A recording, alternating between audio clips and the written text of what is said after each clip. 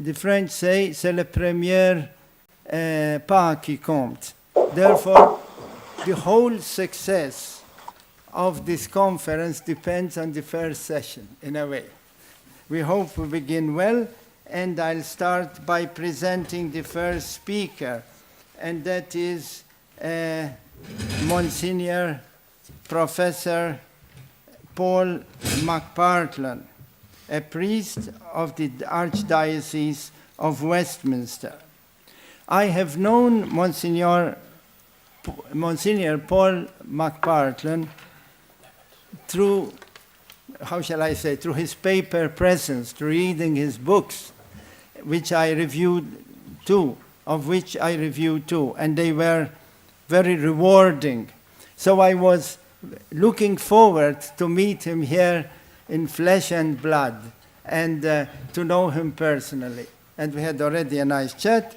So I can say that he is Carl J. Peter, or besides being therefore a priest of the Archdiocese of Westminster in England, he is Carl J. Peter Professor of Systematic Theology and Ecumenism at the Catholic University of America, studied at Gregoriana, doctorate from Oxford, and so many other things. So I leave the words to Paul. He wants me to call him Paul. Okay. Thank you very much indeed, dear Father Edward. Your Eminence, Your Excellencies, dear brothers and sisters, dear friends, it's a pleasure and an honor to take part in this conference, and I thank Father Ivan Dachko very much for his kind invitation. When Father Ivan first suggested the title, Eastern Catholic Churches and Synodality, for my paper, I told him that I couldn't possibly speak on synodality in the Eastern Catholic Churches because I know too little about it.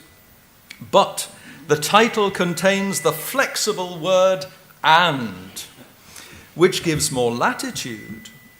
I said I would be happy to speak more broadly as a Catholic theologian of the Latin Church about what seems to me to be the precious contribution that the Eastern Catholic Churches can make to Catholic Orthodox rapprochement at this point in history, particularly when there is a major effort to develop synodality in the Catholic Church as a whole, and when Catholics and Orthodox are trying to take steps together towards reconciliation, journeying together being the very meaning of synodality. Father Ivan, I'm happy to say, seemed perfectly happy with that suggestion, and so here goes. Historians refer to the confessionalization of Christianity in the West from the 16th century onwards. Catholics and Protestants, and many types of Protestants, sought to define themselves very clearly in opposition to one another. The Council of Trent from 1545 to 63 played an important role.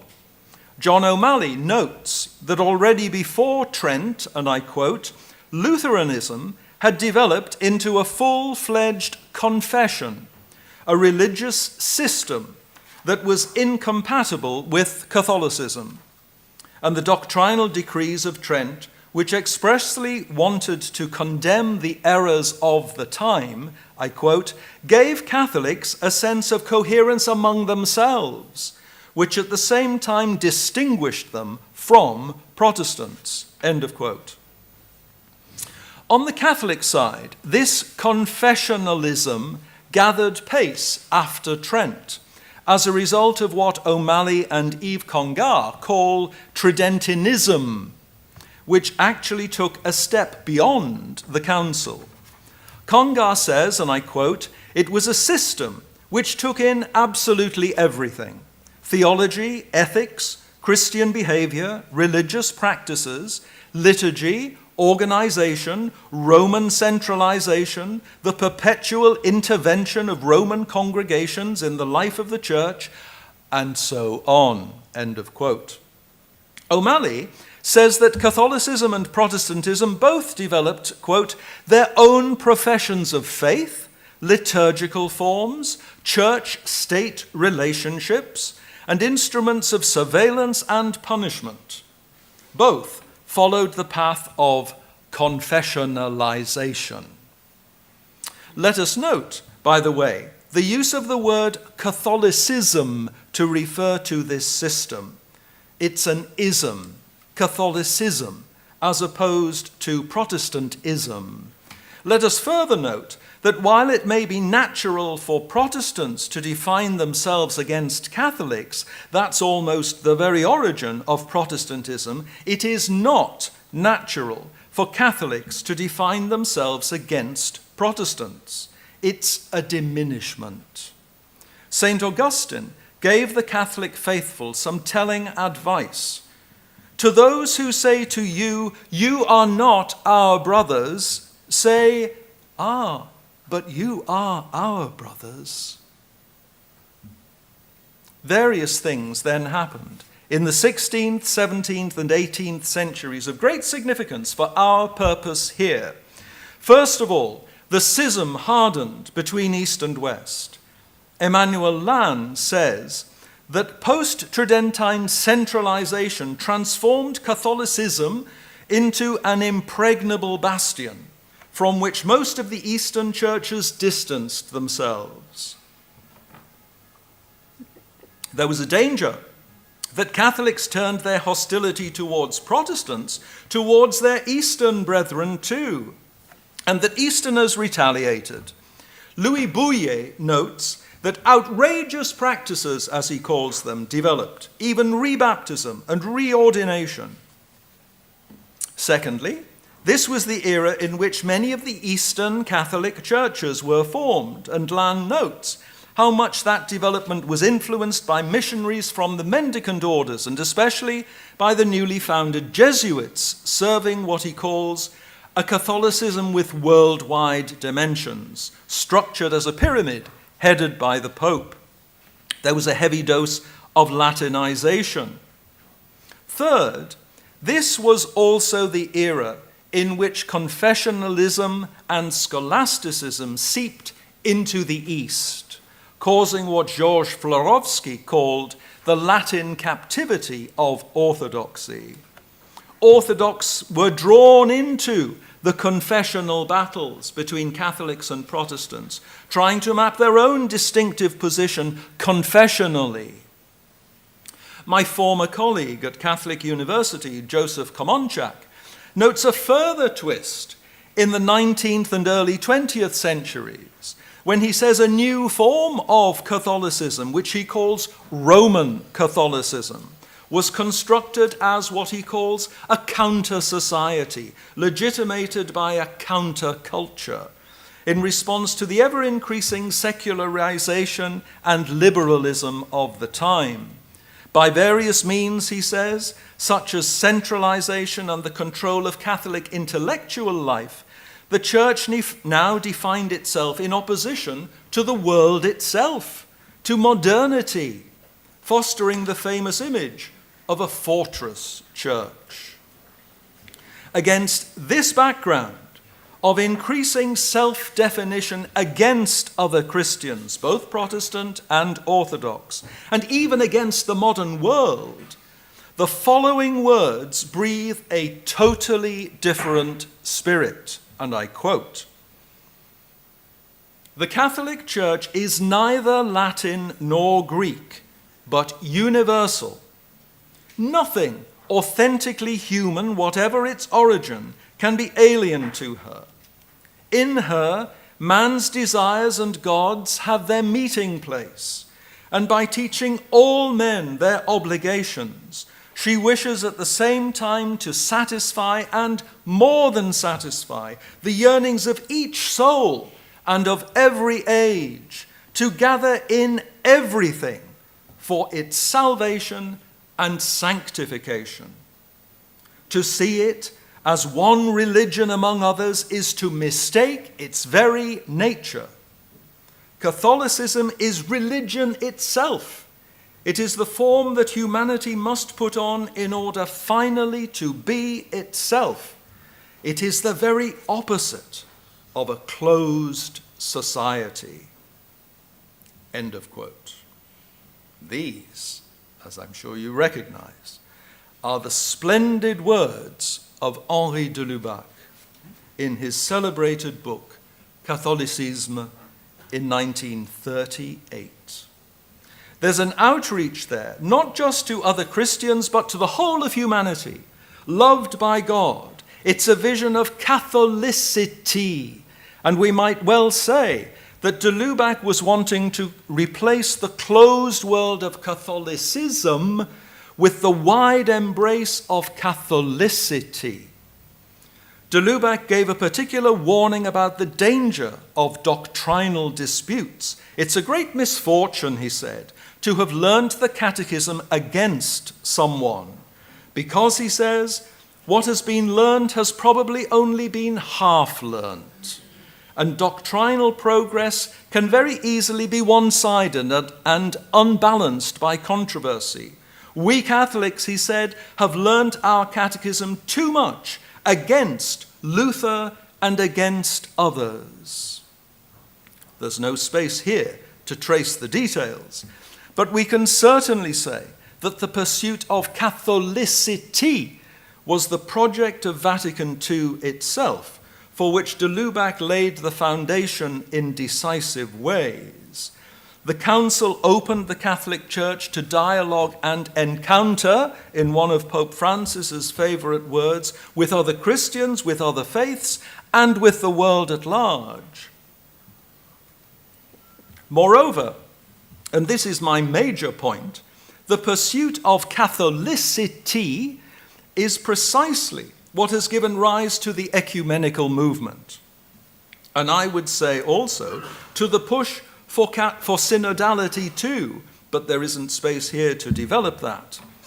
Catholicity is what the ecumenical movement, and particularly all of us, Catholics, both Latin and Eastern and Orthodox, have been and still are most deeply pursuing.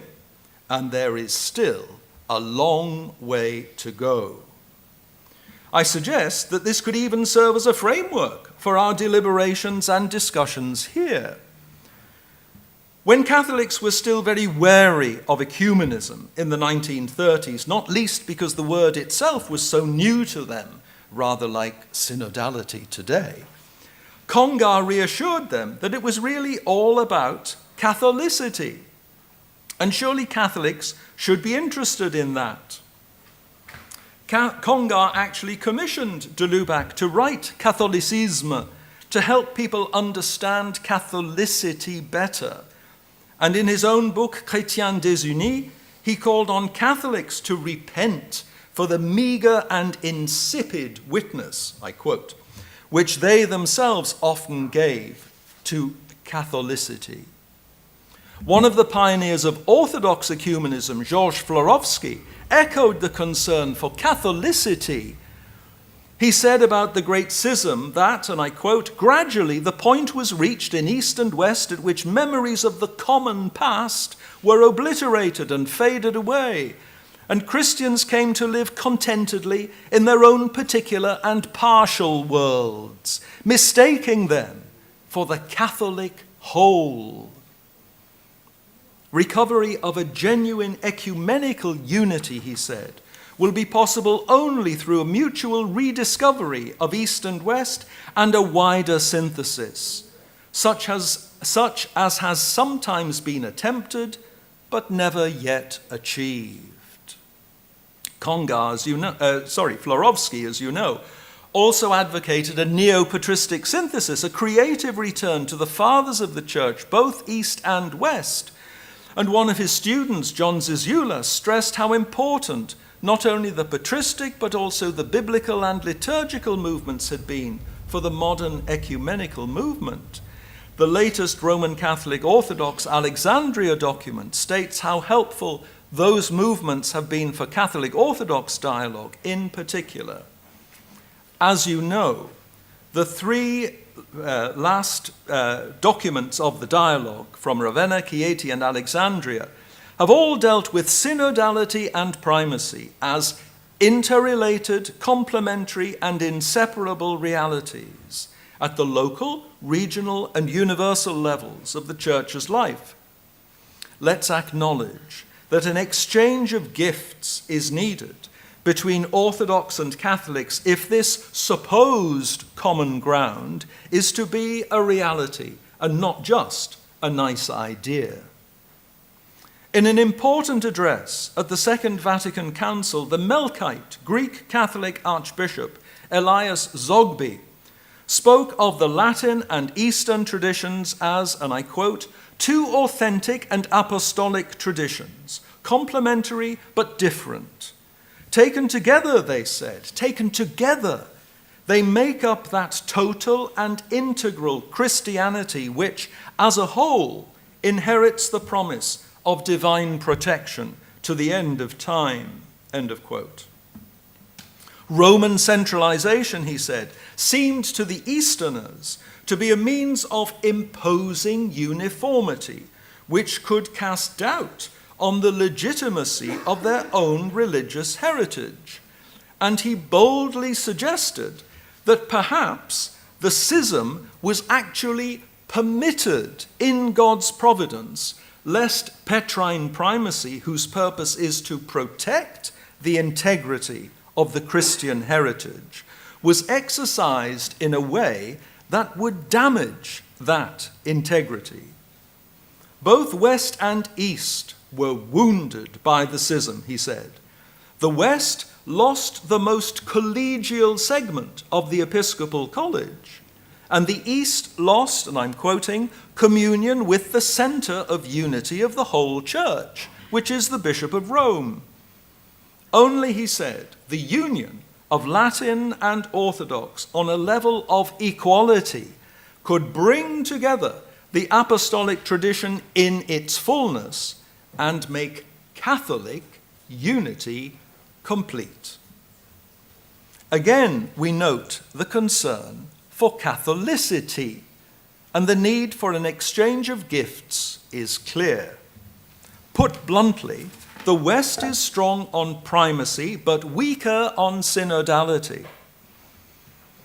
It needs help with synodality from the Christian East. The East is strong on synodality, but weaker on primacy, not locally or regionally, but particularly at the universal level. It needs help with that from the West.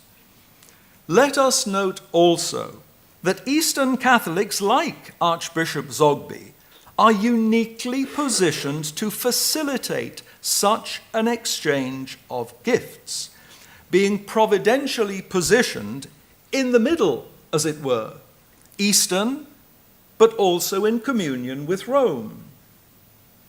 Eastern Catholic bishops made a number of major contributions at Vatican II, enabling it to benefit from the Eastern tradition.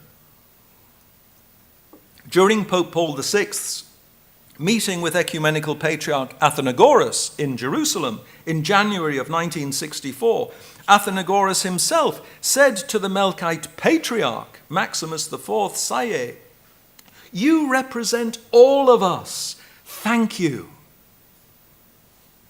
That needs to be true the other way round also, that Eastern Catholics, and especially their bishops, represent all Catholics to orthodoxy, explaining in particular how universal primacy enhances their native synodality. Shortly after the Ravenna document was completed, with its discussion of three levels in the Church, Metropolitan Kallistos Ware, of blessed memory, said that both Catholics and Orthodox, and I quote, tend to reduce the threefold scheme into a dyadic structure. Catholics emphasize the local and the universal, neglecting the regional.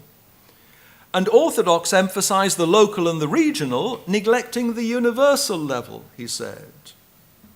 Ravenna's insistence on synodality and primacy at 3 levels, he said, has far-reaching implications for Catholics and Orthodox alike.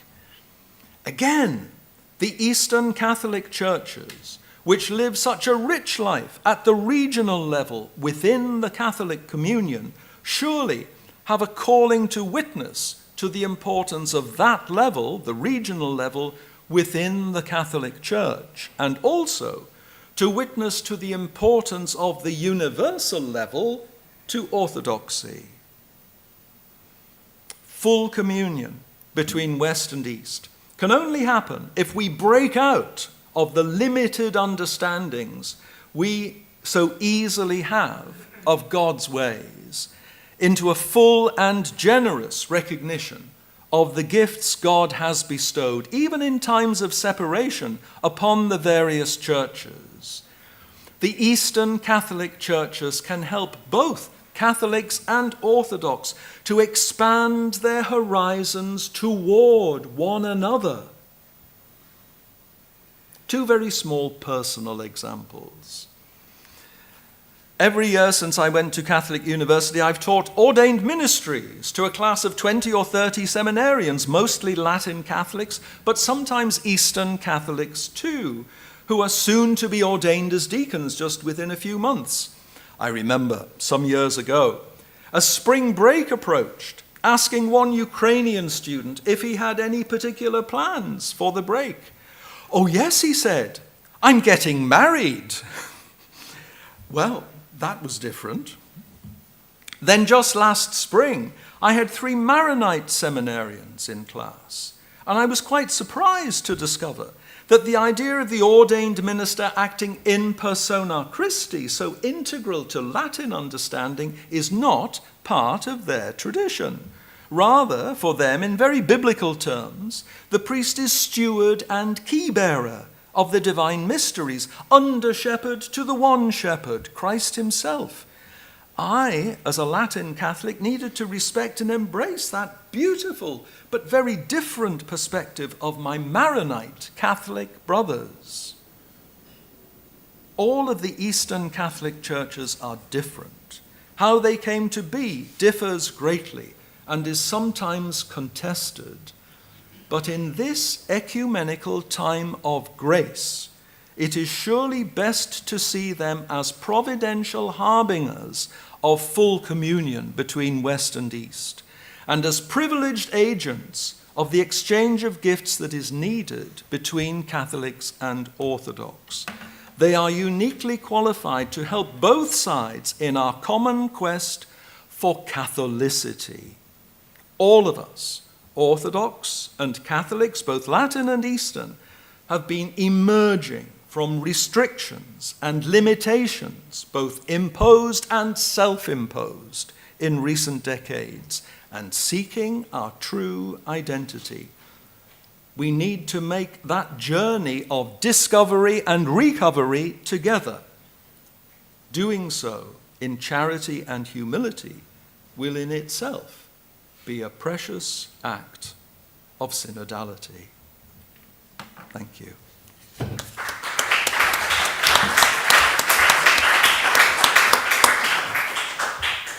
Thank you, Father Paul. I thought that your paper was very synodal. You tried to include everybody except the devil. So let's take off to a discussion. We are slightly behind schedule, but we have still some minutes. If somebody wants to make some comment.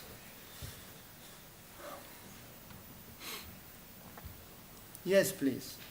Please identify yourself, and if you need a microphone, you can come here. You know.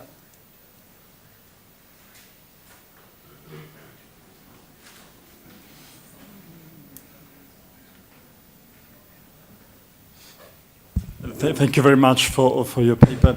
My question is about confessionalization. Is deconfessionalization possible? Sorry, Is deconfessionalization possible? how would it be different from what somebody could call relativism, yes, in the matters of faith? We can't turn the history backwards, yes? We had discussions, yes, about double communion. It might have existed in the past, but is it possible today? So how would you navigate those questions? How can we deconfessionalize?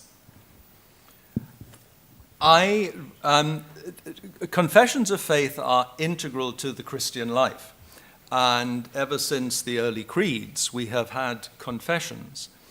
But I think we must realize that confessions arise from within communities of faith, and that communities of faith have their sacramental lives, they have their lives of charity, their lives of communion, and that confessionalization can be an instrument for drawing lines which are not helpful within the Christian family.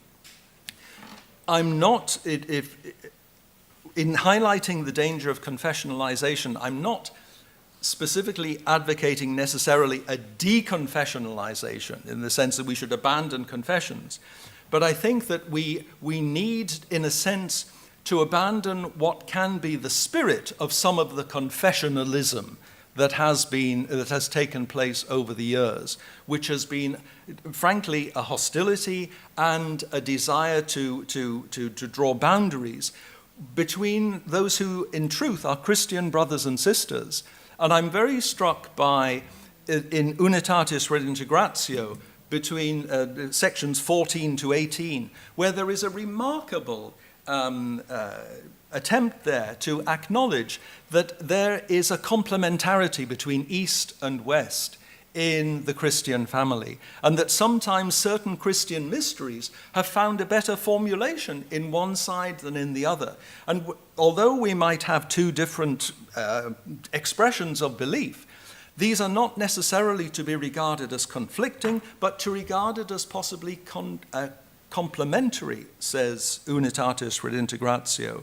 And Yves Congar also is the great sort of maestro of complementarity, when he said that, you know, the phenomenon of light is variously described in a sort of particle way by some scientists, in a wave form by other scientists, which are quite incompatible explanations of the mystery of light.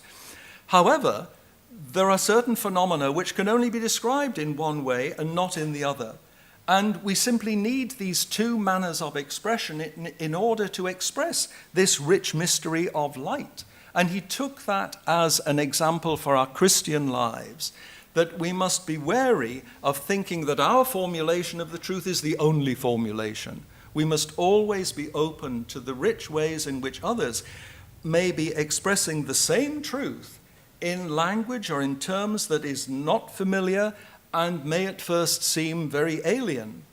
We must ask the guidance of the Holy Spirit, synodality, to journey with others in order to discover more deeply what they're saying, what they're expressing, and be open to the discovery that it's one and the same mystery, that they are living and we are living, and our two perhaps very different explanations belong together as complementary, not as conflicting.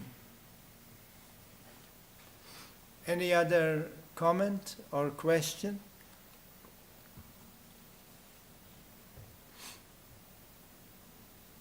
Well, perhaps, since we are slightly behind time, unless somebody has a comment, we can proceed. Thank you very, very much. I enjoyed your paper. It was so brimful of ideas. So the next speaker